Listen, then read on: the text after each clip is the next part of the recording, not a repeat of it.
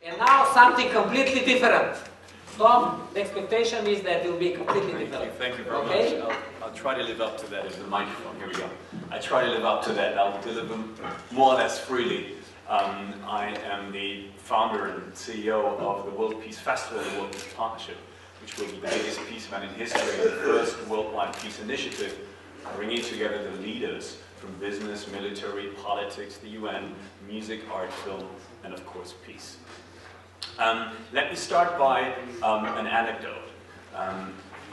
When the Dalai Lama and myself, we met last year for a private audience, he gave a talk after because he was awarded a Human Rights Award.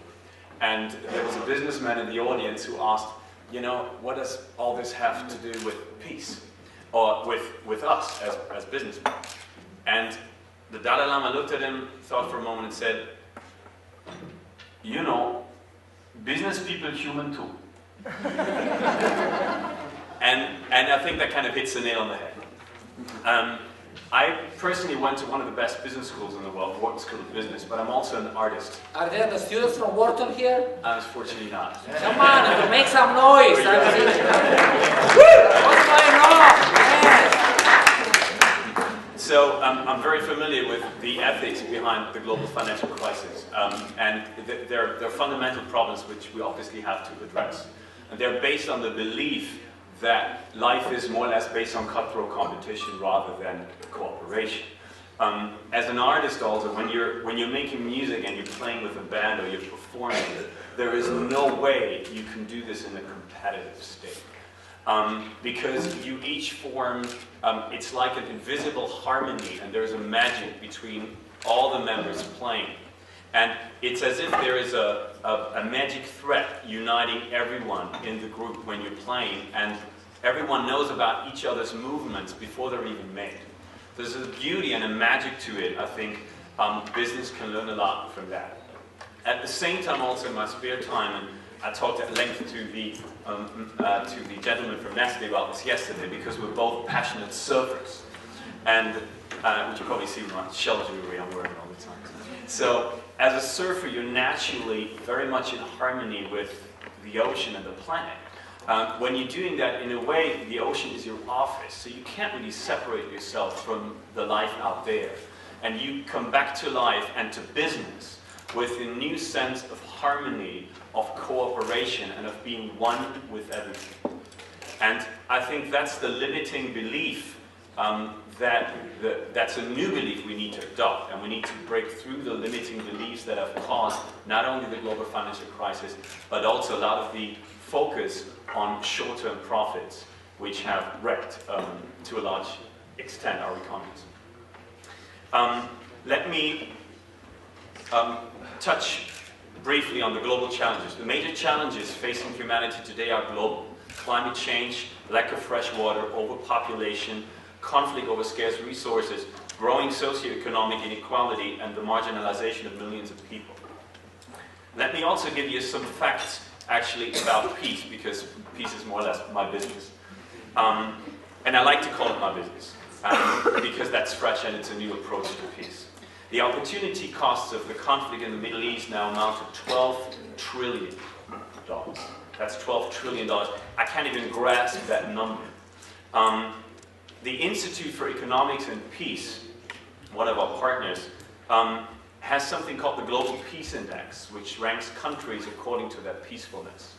What you can actually see, and what they've been trying to show, is that peace leads to better business, leads to higher national wealth. So just to give an example, for every 10 places a country rises and advances on the Global Peace Index, the GDP per capita increases by about $3,000. So what are we looking at here? Well, we have this old limiting belief that actually wars lead to more prosperous economies, but it's actually the other way around. So I think when we talk about practical challenges of implementing change, we shouldn't forget the mind. Because in the same way as wars start in the minds before they're ever fought on the battlefield, this is also where the critical change in business and new ethical foundations need to begin. What I'm proposing is that in a very practical way, we become what I would call practical idealists. And that means that we live according to the belief that the ends do not justify the means, and that life is based on cooperation. And that's a very, very important point. Let me give you a real-life examples, because my esteemed colleagues have given some real-life examples about businesses. I don't know whether you're familiar with a company in the US called Zappos Shoes. Well, Zappos Shoes is a billion-dollar enterprise focused on selling shoes. Well, they don't do any advertising. The big credo of the founders, Tony Zappos, is that he's focusing on the happiness of his employees.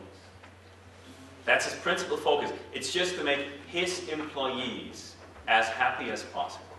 Now, those are the kind of renegades we need in today's business world to lead us into a new paradigm shift and into a new millennium that is based on more sound ethical principles.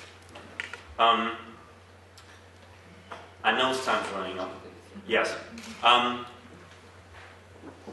My view is that the corporations that will come out on top are the ones who are learning now to cooperate.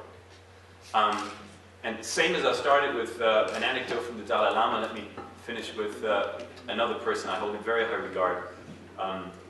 Is Desmond Tutu, one of our advisors. And Desmond Tutu has this, what he calls Ubuntu.